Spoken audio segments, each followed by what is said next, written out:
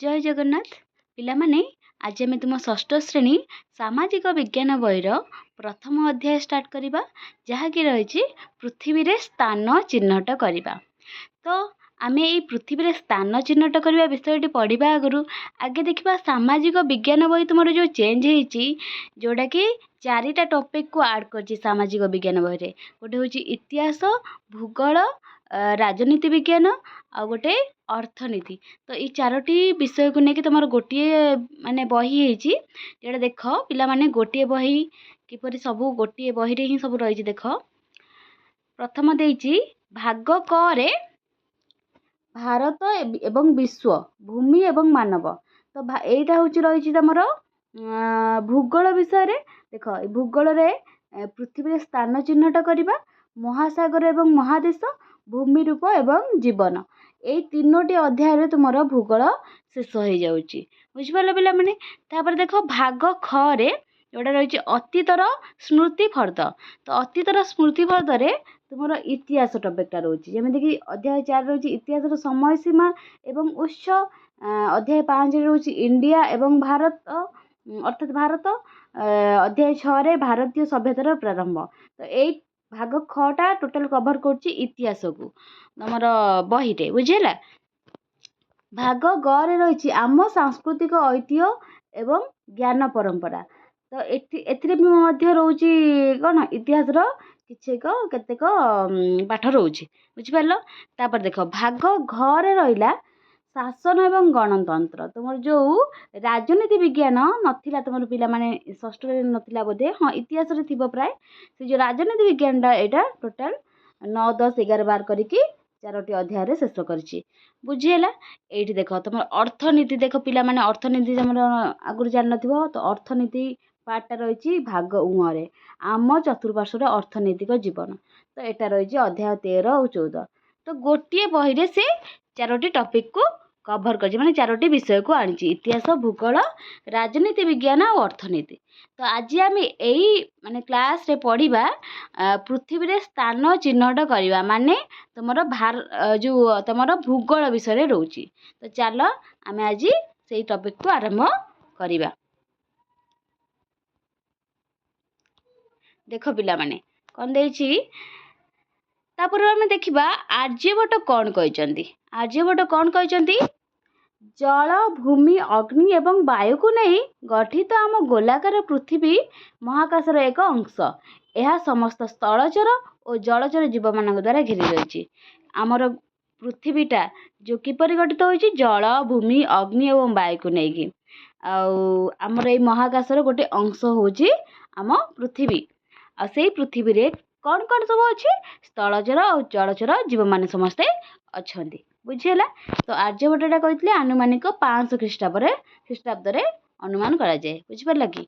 देख एटा तुम देख प्रथम एटा कौन एटा तुम जो मानचित्र एटा तुम पूरा पृथ्वीर मानचित्रटा दर्शाई बुझिपार कि। पृथ्वीर मानचित्रटा देखाई। तो पृथ्वीर मानचित्र आम प्रथम जाना तुम केतोटी महादेश केतोटी महासागर अच्छी कहल पिला माने केतोटी महादेश और केतोटी महासागर ये टोटाल महादेश और महासागर देखा जाउची। तो आम देखीदबा देख एटा हूँ एशिया एशिया महादेश ये कभर करुच्ची। तो आगु आम भलसे मानचित्र अच्छी तुम देखा किंतु ये देख एटा एशिया सब बड़ महादेश एशिया। एशिया एशिया पाखर अच्छी एशिया पाखर यूरोप अच्छी किंतु आम सान बड़ क्रमे गले एशिया परे हूँ आफ्रिका एटा गोटे महादेश एटा हूँ आफ्रिका एशिया परे आफ्रिका बुझेगा कि। तापरे तापरे उत्तर अमेरिका कौन एटा देख उत्तर अमेरिका ता तलक रहा एटा दक्षिण अमेरिका बुझिपार। तो एशिया आफ्रिका उत्तर अमेरिका दक्षिण अमेरिका तापर रही देख तले तल भाग देख यहाँ जो धला इरेज कर दूसरी देख ये जो धला लैंड देखा जाऊनी एटा हूँ अंटार्कटिका। देख अंटार्कटिका ये लिखाई अंटार्कटिका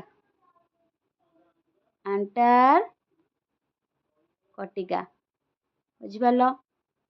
तापर देख अंटार्कटिका पर ତା ତଳେ ଅଛି ୟୁରୋପ, ଏଇଠି ୟୁରୋପ ଅଛି। ଏଇଠି ଯେଉଁ ଏସିଆ ଆଉ ୟୁରୋପ ଲାଗିକି ରହିଛି, କାହିଁକି ଲାଗିକି ରହିଛି ତୁମେ ମାନେ କହୁଥିବ, କାହିଁକିନା ଗୋଟେ ୟୁରାଲ ମାଉଣ୍ଟେନ ବା ପର୍ବତମାଳା ଅଛି ଯେଉଁଟାକି ଏସିଆ ଆଉ ୟୁରୋପକୁ ଅଲଗା କରୁଛି। ତ ଏଇଟା ହେଉଛି ୟୁରୋପ, ବୁଝିଲା କି? ଏଇପଟଟା ୟୁରୋପ, ତାପରେ ଏଠି ରହିଲା ଅଷ୍ଟ୍ରେଲିଆ। ତ ବୁଝିପାରିଲ, 7ଟି ମହାଦେଶ ଜାଣିପାରିଲ, ଯେଉଁଟାକି ଏସିଆ, ଆଫ୍ରିକା, ଉତ୍ତର ଆମେରିକା, ଦକ୍ଷିଣ ଆମେରିକା, ତଳେ ରହିଲା ଆଣ୍ଟାର୍କଟିକା, ଏଠି ୟୁରୋପ, ଅଷ୍ଟ୍ରେଲିଆ, ଏଇପରି 7ଟି ମହାଦେଶ। ଆଉ 5ଟି ମହାସାଗର, କ'ଣ କ'ଣ 5ଟି ମହାସାଗର ଦେଖିବା? ଦେଖ, ପ୍ରଶାନ୍ତ ମହାସାଗର, ଏଇଟା ହେଉଛି ପ୍ରଶାନ୍ତ ମହାସାଗର। ତୁମେ କହୁଥିବ ଏପଟେ ବି ପ୍ରଶାନ୍ତ ମହାସାଗର ଲେଖା ହେଇଛି, ଏପଟେ ବି ପ୍ରଶାନ୍ତ ମହାସାଗର ଲେଖା ହେଇଛି, ମାନେ କାରଣ କ'ଣ? ଦେଖ, ଆମର ପୃଥିବୀଟା କିପରି ଗୋଲ, ହେଲେ ଆମେ ଯଦି ପୃଥିବୀଟାକୁ ଫ୍ଲାଟ୍ କରିବାକୁ ଚେଷ୍ଟା କରିବା ତାହେଲେ ଏଇଭଳି ଆକାରର ହେବ। ଏଇଭଳି ଆକାରର ପୃଥିବୀଟା ମଝିରୁ କଟ୍ କରିଦେଲେ, ଯଦି ମାନେ ଆମେ ଗୋଟେ କମଳାକୁ ନେବା, କମଳାର ଗୋଟେ ପାଖ ଆମେ ଯଦି କାଟିକି ତାକୁ ଖୋଲିଦେବା, ସେଟା ଯେପରି ଦେଖାଯିବ ଏଇଟା ସେଇପରି। ତ ଏଇଟା ଯଦି ଆମେ ଯୋଡ଼ିଦେବା, ଏପଟ ଆଉ ଏପଟକୁ ଯୋଡ଼ିଦେଲେ ସେ ଗୋଟିଏ ମହାସାଗର ହେଇଯିବ। ତ ପ୍ରଶାନ୍ତ ମହାସାଗର ସେଇଥିପାଇଁ ଏପଟେ ଦେଖାଉଛି, ବୁଝିପାରିଲ କି? ତ ଏଇଟା ହେଉଛି ପ୍ରଶାନ୍ତ ମହାସାଗର ରହିଲା। ତାପରେ ଏ ସଦୃଶ ମହାସାଗର ହେଉଛି ଆଣ୍ଟଲାର୍ଟିକ୍ ମହାସାଗର, ବୁଝିପାରିଲ କି? ଆଣ୍ଟଲାର୍ଟିକ୍ ମହାସାଗର, ଆଟଲାଣ୍ଟିକ୍ ମହାସାଗର, ମିଷ୍ଟେକ୍ ରହୁଛି, ଏଇଟା ଆଣ୍ଟାର୍କଟିକା ମହାଦେଶ ଗୋଟେ, ଏଇଟା ହେଉଛି ଆଟଲାଣ୍ଟିକ୍ ମହାସାଗର ଏ ସଦୃଶ। ଦ୍ୱିତୀୟତମ ମହାସାଗର, ତାପରେ ତୃତୀୟ ମହାସାଗର ହେଉଛି ଭାରତ ମହାସାଗର, ଯେଉଁଟାକି ଏମ୍ ସଦୃଶ ମହାସାଗର, ଭାରତ ମହାସାଗର। ତାପରେ ହେଲା ଉତ୍ତରରେ ସୁମେରୁ ମହାସାଗର, ଦକ୍ଷିଣରେ କୁମେରୁ ମହାସାଗର ବା ଦକ୍ଷିଣ ମହାସାଗର। ତ ଏଇପରି ଆମେ ଜାଣିଲେ ମହାସାଗର, ମହାଦେଶ। ତ ଆମର ଜାଣିବା କ'ଣ? ପ୍ରଥମେ ଏଇଟା ତ ଆମେ ଜାଣିଲେ, ଇତିହାସ ବା ଭୂଗୋଳ ପଢ଼ିବା ପୂର୍ବରୁ ଆମେ ମାନଚିତ୍ର ବିଷୟରେ ଆମେ ଜାଣିବା କଥା। ତ ସେଥିପାଇଁ ମୁଁ ତୁମକୁ ଡିଟେଲ୍ସ କହିଥିଲି। ତାପରେ ଆମେ ବିଷୟକୁ ଯିବା। ଦେଖ, ଆମେ ସବୁ ଏଇ ବିଷୟରେ ହିଁ ପଢ଼ିବା। ମାନଚିତ୍ର କ'ଣ, ଆମେ ଏହାକୁ କିପରି ବ୍ୟବହାର କରୁ, ଏହାର ମୁଖ୍ୟ ଉପାଦାନ ଗୁଡ଼ିକ କ'ଣ, ଯୋଡ଼ି ସ୍ଥାନ କ'ଣ, ପୃଥିବୀର ଯେକୌଣସି ସ୍ଥାନ ଗୁଡ଼ିକ ଚିହ୍ନିତ କରିବା ପାଇଁ ଅକ୍ଷାଂଶ ଦ୍ରାଘିମା କିପରି ବ୍ୟବହାର କରାଯାଇପାରିବ, ସ୍ଥାନୀୟ ସମୟ ମାନକ ବା ପ୍ରମାଣ ସମୟ ଦ୍ରାଘିମା ସହିତ କିପରି ସମ୍ବନ୍ଧିତ। ତ ଏଇ 3ଟି ବିଷୟରେ ଆମେ ଆଜି ପଢ଼ିବା। ତ ଚାଲ ଦେଖିବା ପ୍ରଥମେ କ'ଣ ଦେଇଛି। ପ୍ରଥମେ ଆଜି ଆମେ ଏଇ ଟପିକଟିକୁ ସାରିବାକୁ ଚେଷ୍ଟା କରିବା। ଦେଖ, ମନେକର ତୁମେ ପ୍ରଥମ ଥର ପାଇଁ ଏକ ସହର ପରିଦର୍ଶନ କରୁଛ। ତୁମେ ଭ୍ରମଣ କରିବାକୁ ଚାହୁଁଥିବା ସ୍ଥାନ ଗୁଡ଼ିକୁ କିପରି ଖୋଜିପାରିବ? ତୁମେ କୌଣସି ସ୍ଥାନୀୟ ବ୍ୟକ୍ତିଙ୍କ ସାହାଯ୍ୟ ମାଗିପାର, କିମ୍ବା ତୁମେ ସେହି ସହରର ମାନଚିତ୍ର, ରେଖାଚିତ୍ର ଦେଖିପାର। ପୂର୍ବ ଶ୍ରେଣୀରେ ତୁମେ ମାନଚିତ୍ର ବିଷୟରେ କିଛି ଶିଖିଲ ଏବଂ ଏହି ଅଧ୍ୟାୟରେ ଆମେ ସେମାନଙ୍କୁ ଅଧିକ ବିସ୍ତୃତ ଭାବରେ ଅଧ୍ୟୟନ କରିବା। ଆସ ଏକ ଖେଳ ଖେଳିବା। ନିମ୍ନରେ ଦିଆଯାଇଥିବା ରେଖାଚିତ୍ର ବା ସ୍କେଚଟିକୁ ଅନୁଧ୍ୟାନ କର। କଳ୍ପନା କର ଯେ ତୁମେ ରେଳ ଷ୍ଟେସନରେ ଟ୍ରେନ୍ରୁ ଓହ୍ଲାଇଲ ଏବଂ ତୁମ ରେଖାଚିତ୍ରରେ ଚିହ୍ନିତ ବ୍ୟାଙ୍କକୁ ଯିବାକୁ ଚାହୁଁଛ। ତୁମେ କେଉଁ ବାଟ ଦେଇ ଯିବ? ଅନ୍ୟ ସମ୍ଭାବ୍ୟ ବାଟ ଅଛି କି? ତୁମେ ସର୍ବସାଧାରଣ ବଗିଚା, ବିଦ୍ୟାଳୟ, ସଂଗ୍ରହାଳୟଟିକୁ କିପରି ଚିହ୍ନଟ କରିପାରିବ କି? ଯଦି ତୁମେ ବ୍ୟାଙ୍କରୁ ବଜାରକୁ ଯିବାକୁ ଚାହୁଁଛ, ତେବେ ତୁମେ କେଉଁ ବାଟରେ ଯିବ? ଏଠାରେ ରେଖାଚିତ୍ର ବା ସ୍କେଚ୍ କାମରେ ଆସିଥାଏ। ଦେଖ, ଏଇଟା ଗୋଟେ ରେଖାଚିତ୍ର ବା ସ୍କେଚ୍ ଦିଆହେଇଛି। ତୁମେ ରେଳ ଷ୍ଟେସନରେ ଓହ୍ଲାଇକି ତୁମେ ଯଦି ଚାହିଁବ କେଉଁଠି ଯିବ, ହସ୍ପିଟାଲ ଯିବାକୁ ଚାହୁଁଛ, ରେଳ ଷ୍ଟେସନ ଓହ୍ଲାଇକି ତୁମେ ହସ୍ପିଟାଲ ଯିବାକୁ ଚାହୁଁଛ ବା ବଜାରକୁ ଯିବାକୁ ଚାହୁଁଛ, ତାହେଲେ ତୁମେ କେଉଁ ରାସ୍ତା ଦେଇକି ଗଲେ ତୁମକୁ ସର୍ଟକଟ୍ ହେବ? ତ ଏଇଟା ତୁମେ ଜାଣିଛ କି ତୁମେ କିପରି ଯିବ? ହଁ, ତୁମ ପାଖରେ କହିବ ଗୁଗୁଲ୍ ମ୍ୟାପ୍ ଅଛି। ତ ଗୁଗୁଲ୍ ମ୍ୟାପ୍ରେ ଦେଖିକି ଆମେ ଯାଇପାରିବୁ। ତ ଗୁଗୁଲ୍ ମ୍ୟାପ୍ ବି ବେଳେବେଳେ କାମ କରେ ନା, କେଉଁଠି ଏପଟ ସେପଟ ରାସ୍ତା କୁହେ, କେଉଁଠି ଲଙ୍ଗ୍ ରାସ୍ତା ସର୍ଟ ରାସ୍ତା ଲଙ୍ଗ୍ ରାସ୍ତା କରିଦିଏ। ତ ଏପରି କିଛିଟା ମିଷ୍ଟେକ୍ ରହେ। ଯଦି ଆମେ ପ୍ରଥମ କରିକି ଦିଗ ଜାଣିବା ଦରକାର। କ'ଣ ଦିଗ? ଦେଖ, ଏଇଟା ଆମର ଦିଗ ଦେଇଛି।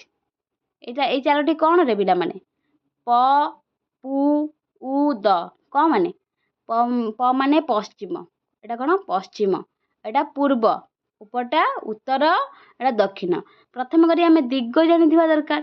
ଦିଗ ଜାଣିଲା ପରେ ଆମ ପାଖରେ ଆଉ ଗୋଟେ ସହଜ ଉପାୟ ହେଉଛି, ଆମ ପାଖରେ ରେଖାଚିତ୍ର ଥିବା ଦରକାର, ମାନେ ସ୍କେଚ୍ ଯଦି ଥିବ, ସେଇ ସହରଟିର ସ୍କେଚ୍ ଥିବ, ତାହେଲେ ଆରାମସେ ଆମେ ଜଣେ ଯଦି ଓହ୍ଲେଇକି ଯଦି ବଜାରକୁ ଯିବାକୁ ଚାହୁଁଥିବ, ସେ କ'ଣ ରେଳ ଷ୍ଟେସନ ଓହ୍ଲେଇକି ସାଙ୍ଗେ ସାଙ୍ଗେ ଏପଟେ ଆସିକି ଏପଟେ ଗୋଟେ ରାସ୍ତା ଅଛି, ଏପଟେ ଆସିକି ସରି ଏପଟେ ଆସିକି ଏଇଠିକି ଆସିବା ଅପେକ୍ଷା ସେ କିପରି ଆସିବ, ସେ ରେଳ ଷ୍ଟେସନରୁ ଓହ୍ଲେଇକି ସିଧା ଆସିକି ଏଇଠି ପହଞ୍ଚିବ। ତ ସର୍ଟକଟ୍ ରାସ୍ତା ଏଇପଟେ ହିଁ ହେଲା, ବୁଝିପାରିଲ।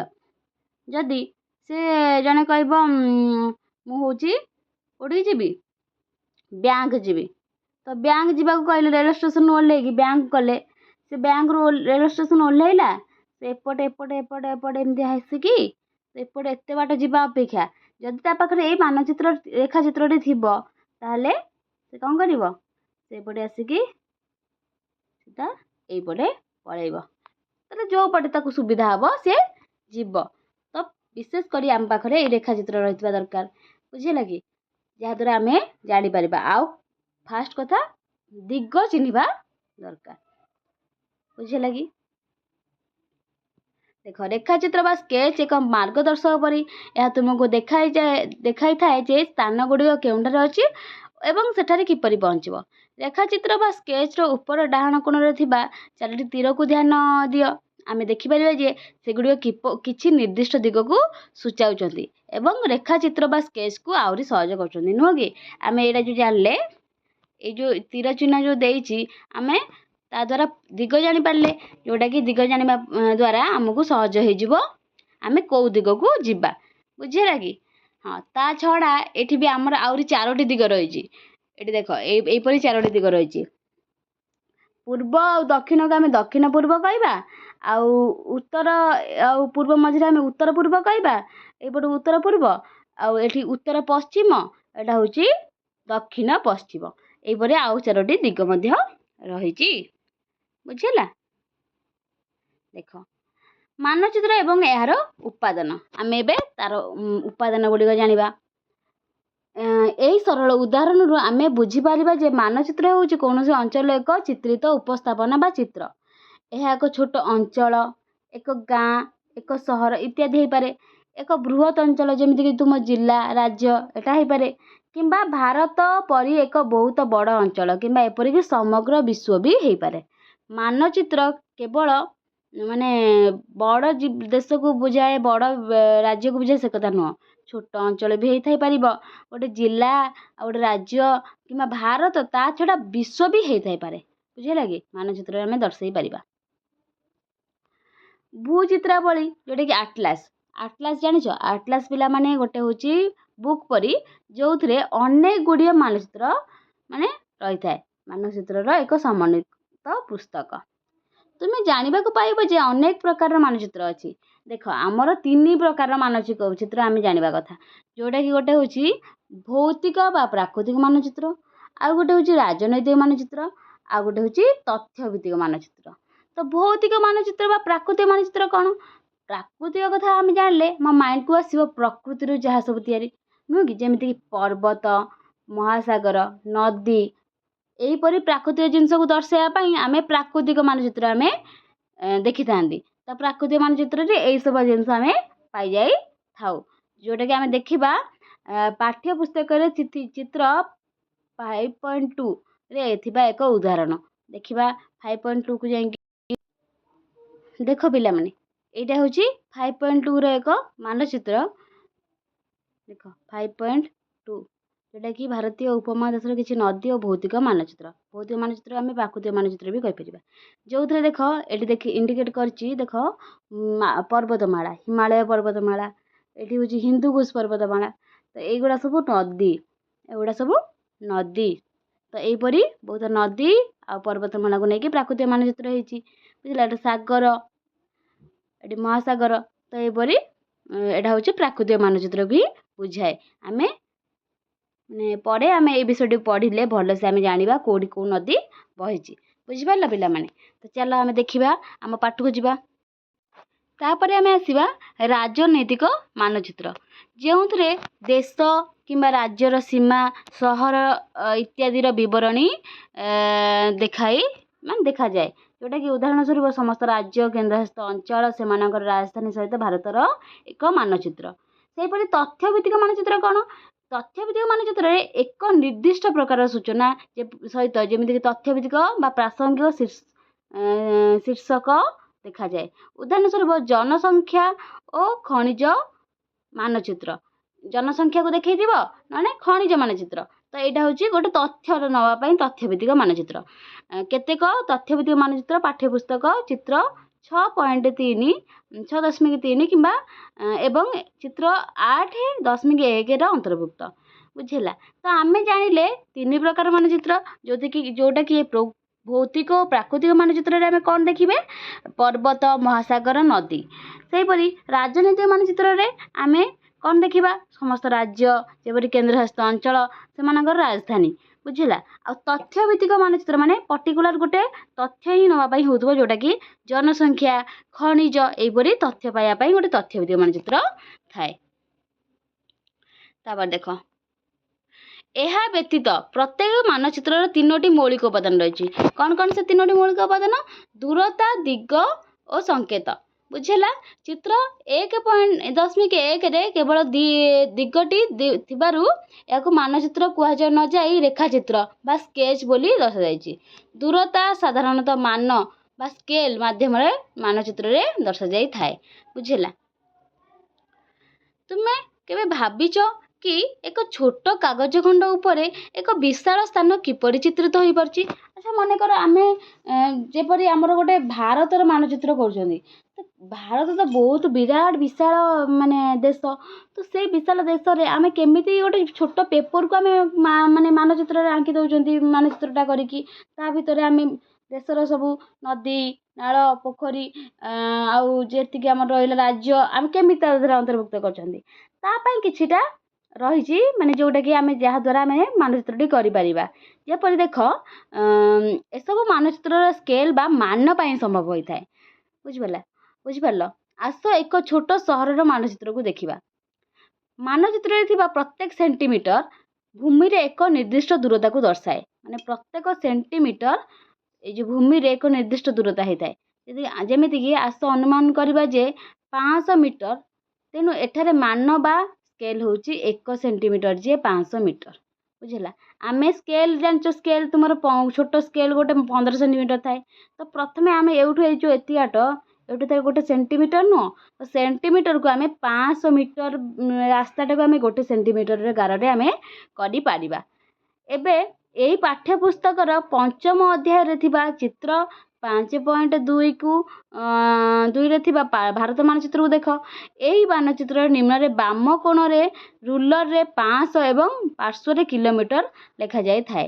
ଏହାର ଅର୍ଥ ହେଉଛି ମୁଦ୍ରିତ ମାନଚିତ୍ରରେ 2.5 ସେଣ୍ଟିମିଟର ମାପ ବିଶିଷ୍ଟ ଏହି ରୁଲର ଭୂମିରେ 500 କିଲୋମିଟର ସହ ସମାନ। ସେ ଦେଇଛି ସେ ସାଇଡ଼ରେ, ମାନେ ଦର୍ଶାଇ ଦେଇଛି କି 500 କିଲୋମିଟର, ଆଉ ମାନେ 500 କିଲୋମିଟର ଯିଏ 2.5 ସେଣ୍ଟିମିଟର। ଆମେ ଯେଉଁ 2 ଆମ ସ୍କେଲରେ ଯୋଉଠି ହେବ 2 ଧର ଏଉଠୁ ଏଇଟା ହେଉଛି 1 ସେଣ୍ଟିମିଟର, ଏଉଠୁ ଏତିକି 2 ସେଣ୍ଟିମିଟର, ପୁଣି ଏଉଠୁ ଅଧାଟା ନେବା 2.5 ସେଣ୍ଟିମିଟର। ତ ଏ 2.5 ସେଣ୍ଟିମିଟର ଯେଉଁ ମାନେ ପ୍ଲେସ୍ଟା ବା ଯେତିକି ଜାଗା ହେଉଛି ସେତିକୁ ଆମେ 500 କିଲୋମିଟରରେ ଦର୍ଶାଇ ପାରିବା। ସେଥିରେ ଦେଇଛି। ବୁଝିପାରିଲ କି? 500 କିଲୋମିଟର ସହିତ ସମାନ, ମାନେ ସେଇ 2.5 ଯେତିକି 500 କିଲୋମିଟର ସହିତ ସମାନ। ତେଣୁ ମାନଚିତ୍ରରେ ପ୍ରଦର୍ଶିତ 2ଟି ବିନ୍ଦୁ ମଧ୍ୟରେ ବାସ୍ତବ ଦୂରତା ମାନଚିତ୍ର ବ୍ୟବହାର କରୁଥିବା ସ୍କେଲ୍ ବା ମାନ ଉପରେ ନିର୍ଭର କରେ। ବୁଝିଲା। ଆସ ପୁଣି ଥରେ ଚିତ୍ର 1.1ରେ ଥିବା 4ଟି ତୀରକୁ ଦେଖିବା। ଆମେ ଏଇଠି କରିଦେଉଛନ୍ତି 4ଟି ତୀରକୁ। ଦେଖ, 4ଟି ତୀର ଆମେ କ'ଣ ଦେଖିଥିଲେ? ପୂର୍ବ, ଏଇଟା ପଶ୍ଚିମ, ଏଇଟା ଉତ୍ତର, ଏଇଟା ଦକ୍ଷିଣ। ତ ଦେଖିଲେ ଏଗୁଡ଼ିକୁ କାର୍ଡିନାଲ ବା ଚତୁର୍ଦ୍ଦିଗ କୁହାଯାଏ। କାର୍ଡିନାଲ ପଏଣ୍ଟ ବା ମୁଖ୍ୟ ବିନ୍ଦୁ ମଧ୍ୟ କୁହାଯାଏ। ତାକୁ କ'ଣ କୁହାଯାଏ? କାର୍ଡିନାଲ ପଏଣ୍ଟ ବା ମୁଖ୍ୟ ବିନ୍ଦୁ। ଏହା ବ୍ୟତୀତ ମଧ୍ୟବର୍ତ୍ତୀ ଦିଗ ଗୁଡ଼ିକ ଯଥା ଉତ୍ତର ପୂର୍ବ, ଦକ୍ଷିଣ ପୂର୍ବ, ଦକ୍ଷିଣ ପଶ୍ଚିମ, ଉତ୍ତର ପଶ୍ଚିମ ଦିଗ ଗୁଡ଼ିକୁ ମଧ୍ୟ ବ୍ୟବହାର କରାଯାଇଥାଏ। ମୁଁ ତୁମକୁ କହିଦେଲି ପ୍ରଥମେ ଏମିତି ପୂର୍ବ ପଶ୍ଚିମ କଟା ହେଇଥିଲା। ମୁଁ ତୁମକୁ କହିଥିଲି ନା, ଏଇଟା ପୂର୍ବ ପଶ୍ଚିମ ଉତ୍ତର ଦକ୍ଷିଣ ହେଲେ ପୂର୍ବ ପଶ୍ଚିମ, ଏଇଟା ଉତ୍ତର, ଏଇଟା ଦକ୍ଷିଣ। तो यहीपरि आम आउ 4टी दिग करवा जमीक एटा एटा उत्तर एटा पूर्व हेले एटा उत्तर पूर्व कौन एटा उत्तर पूर्व एटा उत्तर पश्चिम हेले उत्तर पश्चिम आपको उत्तर पश्चिम कह जाए एटा दक्षिण पश्चिम हेले एटा दक्षिण पश्चिम कह जाए सेहीपरि एटा दक्षिण दक्षिण पूर्व कह जाए।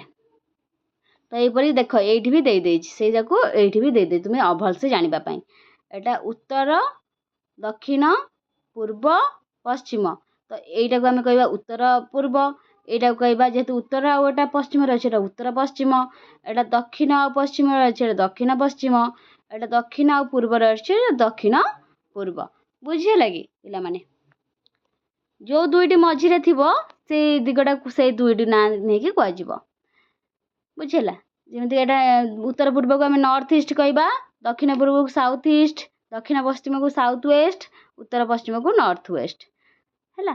तो अधिकांश मानचित्र केवल एन अक्षर रे चिन्हित एक तीर थाए जहाँ उत्तर दिग को सूचाई थाए आम देख प्राय मानचित्र आगू पढ़ले यहीपरि चित्र कराई केवल केवल ये एन लिखाई एन माने नॉर्थ नॉर्थ माने उत्तर तो उत्तर आम जापारे उत्तर एटा डाण पटे हम एटा पूर्व एटा हूँ पश्चिम एटा हूँ अपोजिटा दक्षिण तो केवल एन ही सूचित कर नॉर्थ बुझीगला। तो पुणी थे छोट एटा आम देखीदा यहाँ आस अनुधान कर देखीदा पुणी थे छोट सहर रेखाचित्र बा स्केच उपर विचार कर निम्न तालिकार ठीक एवं भूल उक्ति गुड़ी चिन्हट कर आम जो से जो रेखाचित्र देखी 1.1 थिला तो आम से देखीदा यही प्रश्न सहित मिलईदेवा ठीक अच्छे कि भूल अच्छे यही प्रश्न ठीक ना भूल बुझे कि डाक्तरखानार उत्तर रे बजार रही चलो देखा डाक्तरखानार उत्तर बजार रही कि देख पिला माने डाक्तरखाना डाक्तरखाना तार उत्तर कौटा हम उत्तर जेहेतु यहाँ देख मानचित्र देख तुम्हें भलसे बुझीपार ये जो ये देख उत्तर कौटा ऊपर तटा दक्षिण एटा पूर्व एटा पश्चिम तो जदि एटा डाक्तरखाना है तार ऊपरटा हम उत्तर तलटा हम दक्षिण एटा पूर्व एटा पश्चिम ताले आम जो डाक्तरखानार उत्तर रे बजार अच्छी उत्तर रे बजार अच्छी कि कौटी अच्छी दक्षिण रे बजार अच्छी आम देखिले ये मैप्रे कौटी अच्छी दक्षिण रे बजार अच्छी ताले एटा भूल थिला ना ठीक थिला ताले देखिबा चलो डाक्तरखानार उत्तर रे बजार रही एटा भूल अच्छी डाक्तरखानार उत्तर बजार ना दक्षिण रे एटा ताले भूल। संग्रहालयटी बैंक दक्षिण पूर्व दिगरे अवस्थित दक्षिण पूर्व दिगरे संग्रहालयटी बैंक अच्छी ना नहीं देखिए चलो देख संग्रहालय संग्रहालयटी बैंक एटा बैंक एटा दक्षिण पूर्व दिगरे अच्छी कि नहीं कौच तो यहाँ बैंक हेले यार दक्षिण तो जाऊँगी संग्रहालयटी तो दक्षिण पूर्व हेले यहीपरि हम यहीपटे हम नुह कि दक्षिण पूर्व हेले तार यही कर्णर रे हम तो सेटा भी भूल थाए भूल भी आम कहवा जदि एटा देख एटा जदि आमर बैंक है तार तो तले दक्षिण रे ही संग्रहालयटी अच्छी तो दक्षिण दक्षिण पूर्व तो नहीं तो यही तो नहीं एटा तो पूर्व हेले एटा दक्षिण पूर्व तो नहीं तो आम लिखा एटा भूल कौन लिखा दक्षिण पूर्व ना आम भूल लिखा कहीं दक्षिण रे ही अच्छी। रेल स्टेशन हॉस्पिटल उत्तर पश्चिम रही देखा रेल स्टेशन हॉस्पिटल उत्तर पश्चिम रही कि नहीं अच्छा देख हॉस्पिटल हाँ देख यहाँ हूँ हॉस्पिटल यहाँ हूँ तार उत्तर यहाँ हूँ दक्षिण यहाँ हूँ पश्चिम यहाँ पूर्व तो देखिए रेल स्टेशन हॉस्पिटल उत्तर पश्चिम अच्छी कि नहीं ठीक अच्छे उत्तर पश्चिम यही कर्णर हूँ उत्तर पश्चिम यहाँ उत्तर हेले यहाँ पश्चिम हेले यहाँ हूँ उत्तर पश्चिम ठीक अच्छे ताले हम ताले रेल स्टेशन हॉस्पिटल उत्तर पश्चिम रही हम ठीक। जलाशय अपार्टमेंट ब्लॉक ठारू उत्तर पश्चिम अवस्थित देखा अपार्टमेंट ब्लॉक ठारू उत्तर पश्चिम जलाशयटी अच्छी कि नहीं देख पिला माने जो अपार्टमेंट माने बड़ बड़ कोठा तो बड़ बड़ कोठार उत्तर पश्चिम रही कि कौन पुष्करिणी जलाशयटी रही कि देख एटा तो उत्तर एटा दक्षिण से देखिए उत्तर पश्चिम तो यहाँ पश्चिम हेले तो यहीटा हम यही जलाशय रहा कथा कौटी यही क्षेत्र में जलाशय रहा कथा सो यहाँ देखिए दक्षिण पश्चिम तो यहाँ हम भूल तो यहाँ जलाशय अपार्टमेंट ब्लॉक ठारू अच्छा अपार्टमेंट ब्लॉक ठारू ब्लॉक देछि आमे अपार्टमेंट पढ़ले देखिया ब्लॉक टा कोठी अछि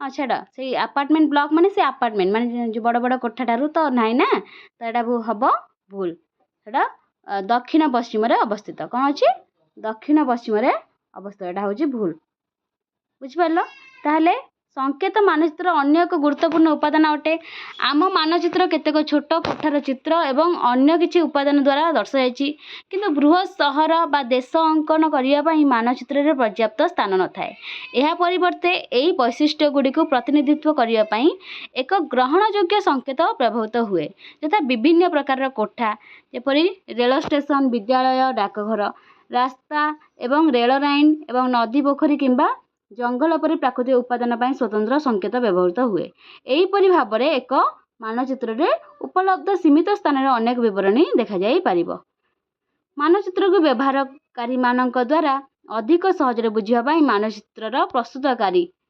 କାର୍ଟୋଗ୍ରାଫର ନିର୍ଦ୍ଦିଷ୍ଟ ସଂକେତ ବ୍ୟବହାର କରନ୍ତି ବିଭିନ୍ନ ଦେଶ ଭିନ୍ନ ଭିନ୍ନ ସଂକେତ ବ୍ୟବହାର କରନ୍ତି ଭାରତୀୟ ସର୍ବେକ୍ଷଣ ସଂସ୍ଥା ଏକ ସରକାରୀ ସଂସ୍ଥା ଏହା ଭାରତର ମାନଚିତ୍ର बा भारतर किसी अंश पाई एक संकेत श्रेष्ठ स्थिर करिछि पृष्ठा 12 रे 1.2 एगुड़िकर किछि उदाहरण दिया जाइछि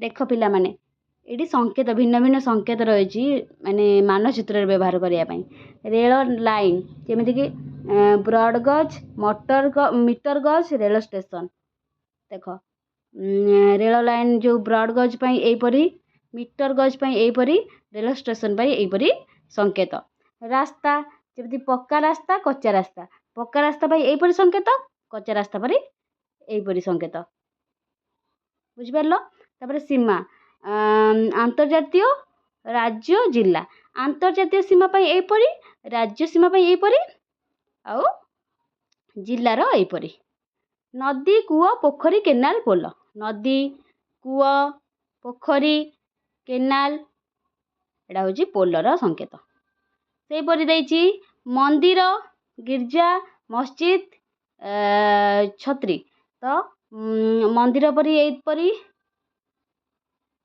देख मंदिर गिरजा मस्जिद आ छत्री डाकघर डाक एवं टेलीग्राफ ऑफिस थाना डाकघर देख पोस्ट ऑफिस एटा पीटीओ डाक एवं टेलीग्राफ अच्छा थाना पाई पुलिस स्टेशन से पर देख जनबसति श्मशान पाई एपरी श्मशान पाई एपरी गछ घास पाई एपरी घास पाई एपरी कौन आमर रेखाचित्र रे संकेत सॉरी मैप रे एपरी संकेत दर्शा जाई थाए तो यही संकेत गुडी आम जानी तो मैप रे आम जानी परिबा कोटा कौर कहार माने संकेत बुझि पारलो पिला माने तो आज आम एतिकी डिस्कशन कले बड़ विषयटी हो जाउची तो नेक्स्ट क्लास रे आम पृथ्वीर मानचित्र देखिबा तार नेक्स्ट पार्ट आम पढ़िबा बुझिला आगु आम सारिबा बुझिला तो आम आज एतिकी सारले जदि भिडियोटी भल लागिथिबो ताले निश्चित भाव में शेयर करिवो लाइक करिवो आउ चैनल टी को सब्सक्राइब कर दबो।